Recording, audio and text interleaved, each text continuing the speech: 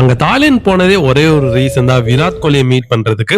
எங்களோட டே 2 இன் Bangkok madam டுசாட்ஸ்ல இருந்து ஆரம்பிச்சோம். இங்கதான் எல்லா செலிபிரிட்டிஸும் இருப்பாங்க, பட் யாருமே மூவ் பண்ண மாட்டாங்க. இருந்தாலும் கூஸ் பம்ப்ஸ் வந்து தருவாங்க. நாங்க உள்ள என்டர் ஆனோன்னு 2 ஃபெமிலியரான ஃபேஸ் வந்து வெல்கம் பண்ணாங்க. ஒன்னு மோடிஜி, இன்னொன்னு காந்திஜி.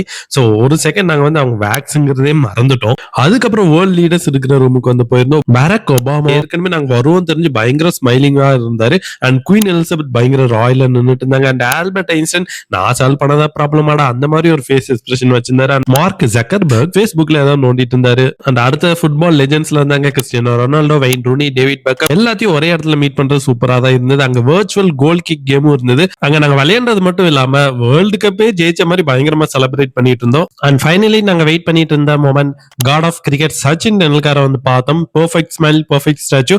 பட் நாங்களும் தேடி தேடி பார்த்தோம் விராட் கோலியை பார்ப்போம். பட் எங்கேயுமே விராட் கோலியில அவரோட வீடியோ மட்டும் தான் ஓடிட்டு இருந்தது. இந்தியால தான் விராட் கோலி பிஸின்னு பார்த்தா பேங்காக்ல அவரோட ஸ்டாச்சுவும் பிஸியா தான் இருக்கு. அண்ட் ஒன் டைரக்ஷன் டீம் கூட ஒரு சின்ன ரீயூனியனை போட்டுட்டு, அண்ட் மார்வல் டீம்ல கேப்டன் அமெரிக்கா கூட அந்த உலகத்தை எப்படி காப்பாத்துறது டிஸ்கஸ் பண்ணிட்டு, அமெரிக்கா ஜிஓடி ஸ்டேஜ்ல எல்லா ஸ்பாட்லைட்டோட சூப்பரா பாடி ஜெயிச்சுட்டு, அண்ட் எல்லா ஹாலிவுட் ஸ்டாரையும் மீட் பண்ணிட்டு இந்த டே வந்து முடிச்சோம். சோ இன்னைக்கு டே ஃபுல்லா எல்லா லெஜெண்ட்ஸை மீட் பண்றதுலயே முடிஞ்சிச்சுன்னே சொல்லலாம். இந்த மேடம் டுசாட்ஸ் நல்ல என்டர்டைன்மெண்டா தான் இருந்தது. உங்களுக்கு எந்த செலிபிரிட்டியோட வேக்ஸ் ஸ்டாச்சு பிடிச்சிருக்கிறதோ அதை கமெண்ட்ல சொல்லுங்க.